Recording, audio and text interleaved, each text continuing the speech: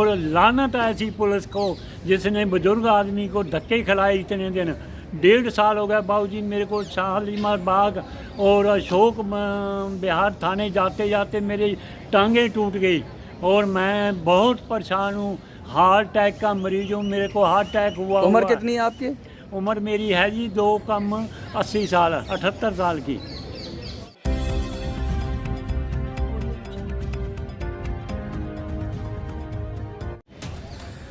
नमस्कार साथियों, मैं मनोज स्वराजी स्वागत करता हूं आपका मिनी संसद के मंच पे। आज हम एक ऐसे 80 साल के बुजुर्ग की कहानी आपके साथ शेयर कर रहे हैं जो दर दर की ठोकरें खा रहे हैं, जिन ऐसे गाड़ी कमाई लूट ली गई, ऑटो ड्राइवर और कुछ लोगों ने मिलकर लूट ली गई। वो लोग भी पकड़े गए लेकिन आज तक इनको 1 रुपया भी नहीं मिला। आपका नाम क्या है? श्यामलाल छाबड़ा जी। अच्छा, आपका सर कितने साल पहले हुआ था ये 6/3/21 को हुआ था ये चांस। बाबूजी मैं आपको बताता हूँ भैया कि मैं ट्रेन से उतरा था शकूर बस्ती स्टेशन से, खड़ा रहा 15-20 मिनट, कोई ऑटो नहीं मिला मेरे को।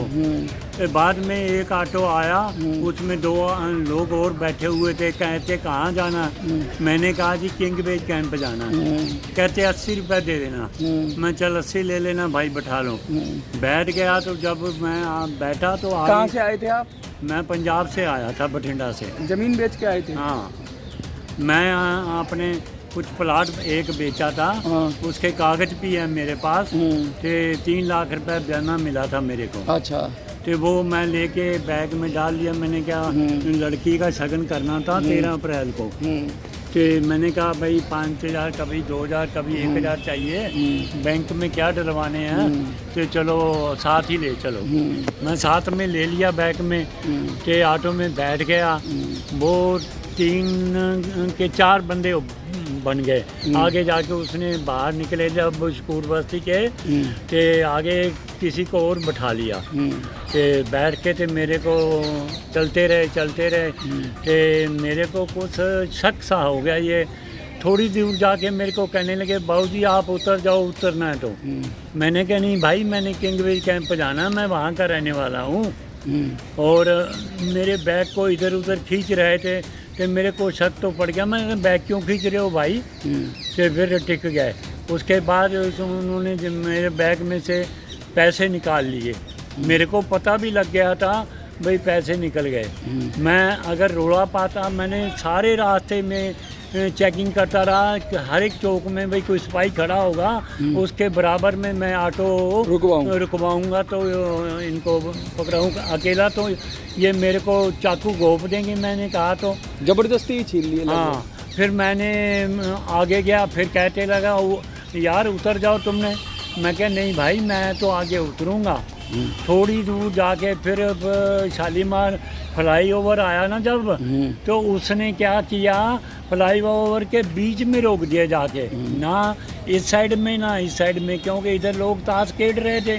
उसे पता था ये रोड़ा पाएगा तो वो उठ के आ जाएंगे। तो मेरे को बीच में रोक के कहने लगा ऑटो ख़राब हो गया कि तो उतर जा। मैं क्या, मैं 5 मिनट बाबूजी बैठा रहा ना उतरा। तो फिर थोड़ी देर बाद मैंने सोचा भाई उतर ही ले भाई, और क्या करें, नहीं तो ये तेरे को मार देंगे। हाँ, फिर पुलिस ने क्या किया? क्या हुआ जी, उसके बाद मैं बहुत उतर गया। तो उतरते ही मैंने अपना थैला देखा, गड्डियाँ देखी तो गड्डियाँ नहीं थी उसी वक्त ही 1 सेकंड में। तो वो इतने में लेके भाग गया अपना ऑटो। 3 जने बैठे हुए थे चारों बीच में, सीधा निकल गया जाजपुर की तरफ। उसने मैं फिर बाद में 100 नंबर पे फ़ोन किया। वो कहते जी ये केस वहाँ की पुलिस का है, रानी बाग वाले का। अच्छा। रानी बाग वाली पुलिस आई काफ़ी देर बाद। तो उसके बाद रानी बाग वाले कहते नहीं जी ये शालीमार बाग के पुलिस का थाने का केस है। फिर FIR हुई? FIR मैंने ये फिर कराई ना। फिर मैं रोता चलाता ना घर चला गया। फिर मेरी बेटी ने FIR ऑनलाइन में कराई। अच्छा। शालीमार पुलिस थाने में। अच्छा। फिर पुलिस ने पकड़े वो लोग? नहीं, उस वक्त कुछ नहीं। क्या हुआ सुनो, उसके बाद उसने क्या हुआ, पुलिस आई, क्या हुआ कहाँ हुआ, मैंने कहा जी यहाँ पे हुआ, यहाँ पे मेरे को उतारा, यहाँ पे धक्का मारा। मैं गिर गया नीचे, तो वो ऑटो बजा के ले गए। उसके बाद पुलिस वालों ने सारे बयान मेरे लिखे कि कहते अब तुम घर जाओ, कल आना थाने। फिर उसके CTC जो कैमरे हैं ना चेक करेंगे। मैं दूसरे दिन थाने गया तो चेक किए उन्होंने CTC कैमरे, तो वो CTC कैमरे इतने ख़राब थे कि उसमें किसी में भी नहीं आया। अच्छा। फिर मेरे को किसी भाई ने बताया वहाँ पे शकूर बस्ती निकलते ही मेन रोड पे 5 स्टार होटल है। 5 स्टार होटल में 6 कैमरे लगे हुए हैं, जिसमें आगे की, पीछे की, अंदर बैठे की, साइड में तुम बैठे हो, तुम्हारी सब फोटो आ गई मेरी। अच्छा। मैंने कहा पुलिस वाले को, रोक भाई रोक इसको, यहीं पे स्टॉप कर दे। स्टॉप किया तो सारी उसकी CD बनाई। CD बनी हुई है। उसके बाद में फिर मैंने को कहता कल आना थाने। दूसरे दिन गए तो सारी चेक किया, वो 5 स्टार होटल वाले कैमरे, तो उसमें आ गया। फिर मेरे को ले गए थाने। कहने लगे अब तू 1 हफ्ते बाद आना थाने, क्योंकि हम इसका जो है ना ऑटो का नंबर देखेंगे। भाई ऑटो का नंबर भी आ गया था उसमें। ऑटो का नंबर देखेंगे, अथॉरिटी में भेजेंगे इसको। 1 हफ्ते बाद आना, अथॉरिटी बताएगी इसका एड्रेस कहाँ पे है, कौन है। इन्होंने क्या किया जी, सारा उस 1 हफ्ते को मेरे को तो घर पे बिठाए रखा। मैं 2-3 बार फ़ोन किया, कहते नहीं अभी नहीं कुछ मिला, अभी नहीं कुछ मिला। कि ये दूसरे दिन ही जाके उसके घर में सुल्तानपुरी में ऑटो भी मिल गया इनको, सुल्तानपुरी में, और बंदे भी मिल गए थे। ये 2 बंदों को पकड़ के ले आए, ऑटो को पकड़ के लाए थाने में। तो मैं जब DSP के पास गया ना, अशोक बिहार में DGP के पास, तो उसने कहा जी 2 बंदे भी मिल गए, ऑटो भी मिल गया, अब घबराने की कोई ज़रूरत नहीं है, ऑटो नंबर भी है, सब अब मिल जाएंगे तेरे पैसे। मैंने कहा चलो जी ठीक है, मेहरबानी आपकी। तो उसके बाद मेरे को कहता 1 हफ्ते बाद आना, DGP कहते सिद्धू साहब हैं, एक मैडम है वहाँ पे अशोक विहार में। अच्छा। मैं 1 हफ्ते बाद फिर गया जी, कहने लगे जी वो तो अपने बेल करा के चले गए। मैं कह जी ऐसे कैसे चले गए, उनकी कैसे ऑटो कैसे छोड़ दिया। कहते जी वो कोर्ट से बेल करा ली उन्होंने। फिर उसके बाद मतलब आपको बिल्कुल अंधेरे में रख के अंदर ही अंदर जो भी करते रहे, मतलब पुलिस ने बिल्कुल सही तरह से काम नहीं किया। और आपके पैसे भी नहीं बरामद हुए। उसके बाद फिर मेरे को कहने लगे तू ऐसे कर, पहचान लेगा बंदों को। हाँ मैं क्या पहचान लूँगा। तो कहते चलो तिहाड़ जेल चलते हैं। मैंने आज तक तिहाड़ जेल नहीं देखी थी, मेरे को क्या पता। मैं तिहाड़ जेल पहुंचा, वो शंभूनाथ है जो, वो भी पहुंचा। मेरे को कहता PTI होएगी, इनकी फ़ोटो आएगी, पहचान लियो, जिस पे उंगल रखेगा उसी को मुलज़म है वो। मैं क्या ठीक है। जब कितनी देर खड़ा रहा तो वो PTI करी नहीं उन्होंने, PTI नहीं करी।